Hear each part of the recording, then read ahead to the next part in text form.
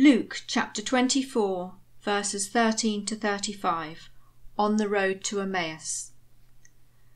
Now that same day 2 of them were going to a village called Emmaus, about 7 miles from Jerusalem.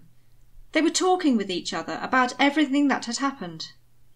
As they talked and discussed these things with each other, Jesus himself came up and walked along with them, but they were kept from recognizing him.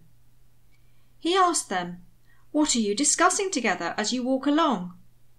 They stood still, their faces downcast. One of them, named Cleopas, asked him, "Are you the only one visiting Jerusalem who does not know the things that have happened there in these days?" "What things?" he asked. "About Jesus of Nazareth," they replied. "He was a prophet, powerful in word and deed before God and all the people. The chief priests and our rulers handed him over to be sentenced to death, and they crucified him. But we had hoped that he was the one who was going to redeem Israel. And what is more, it is the 3rd day since all this took place. In addition, some of our women amazed us. They went to the tomb early this morning, but didn't find his body. They came and told us that they had seen a vision of angels who said he was alive.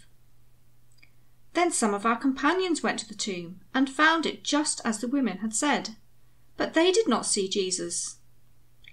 He said to them, "How foolish you are, and how slow to believe all that the prophets have spoken. Did not the Messiah have to suffer these things and then enter his glory?"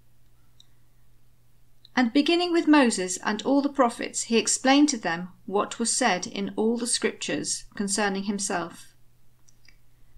As they approached the village to which they were going, Jesus continued on as if he were going further. But they urged him strongly, "Stay with us, for it is nearly evening. The day is almost over." So he went in to stay with them. When he was at the table with them, he took bread, gave thanks, broke it, and began to give it to them. Then their eyes were opened and they recognized him, and he disappeared from their sight.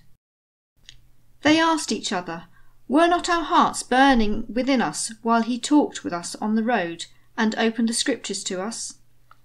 They got up and returned at once to Jerusalem.